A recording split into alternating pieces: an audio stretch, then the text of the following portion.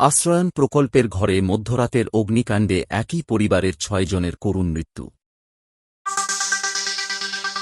Israeli বাহিনী লেবাননে স্থল অভিযান শুরু করেছে। গফরগাঁওয়ে ত্রাসের সাম্রাজ্য গড়ে তুলেছিলেন আওয়ামী নেতা ফাহমি গোলন্দাজ। পাহাড়ে সহিংসতার সময় ছড়ানো হয়েছিল গুজব, নিহতের সংখ্যা বলা হয়েছিল ১০০ জনের বেশি।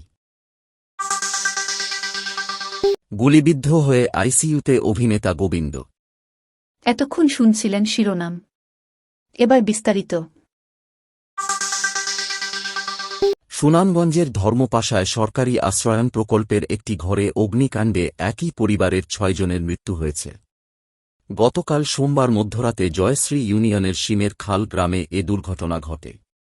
আজ সকালে পুলিশ ঘটনাস্থল থেকে ৬ জনের পুড়ে যাওয়া মরদেহ উদ্ধার করে।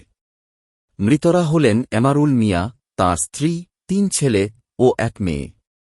অগ্নিকাণ্ডের কারণ এখনও জানা যায়নি। স্থানীয় বাসিন্দা ও প্রশাসন জানিয়েছে, আগুন লাগার পর ঘরের দরজা ভেতর থেকে বন্ধ ছিল। পুলিশ ঘটনাটি তদন্ত করছে এবং লাশ ময়না তদন্তের জন্য হাসপাতালে পাঠানো হয়েছে। ইসরায়েল লেবাননের দক্ষিণাঞ্চলের গ্রামগুলোতে হিজবুল্লাহর লক্ষ্যবস্তুতে স্থল অভিযান শুরু করেছে।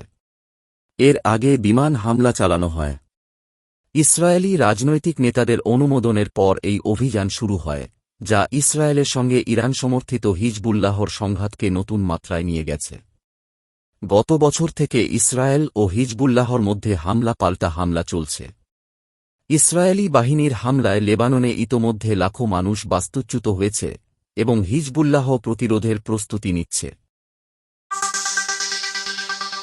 সাবেক সংসদ সদস্য ফাহমি গোলন্দাজের বাড়িতে টর্চার সেল ছিল, যেখানে মানুষকে ধরে এনে নির্যাতন করা হতো বলে অভিযোগ।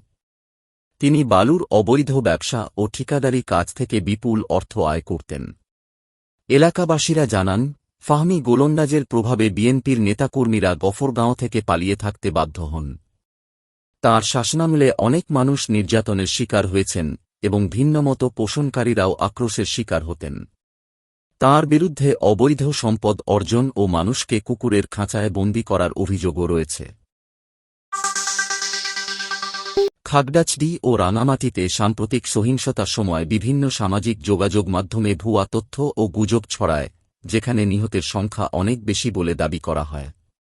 যদিও বাস্তবে ৫ জন নিহত হন। ডিসমিস ল্যাবের প্রতিবেদন অনুযায়ী, বাংলাদেশ এবং ভারতের কিছু সোশ্যাল মিডিয়া পেজ ও প্রোফাইল এই গুজব ছড়ায়, যা পাহাড়ের পরিস্থিতিকে আরও অশান্ত করে তোলে। ভারতের কিছু রাজনৈতিক নেতা এবং সংস্থা এই ভুল তথ্যকে রাজনৈতিকভাবে ব্যবহার করে। অভিনেতা গোবিন্দ দুর্ঘটনাবশত তাঁর লাইসেন্স করা রিভলভার থেকে গুলিবিদ্ধ হন। মঙ্গলবার ভোরে নিজের রিভলভার থেকে গুলি বের হয়ে তাঁর হাঁটুতে লাগে এবং এখন তিনি আইসিইউতে চিকিৎসাধীন আছেন। মুম্বাই পুলিশের তথ্য অনুযায়ী ঘটনাটি দুর্ঘটনাবশত ঘটেছে। তাকে দ্রুত হাসপাতালে নেওয়া হয় এবং অস্ত্রোপচার করে গুলি বের করা হয়। তাঁর অবস্থা বর্তমানে স্থিতিশীল। পুলিশ গোবিন্দর বন্দুকটি বাজেয়াপ্ত করেছে এবং ঘটনাটি তদন্ত করছে।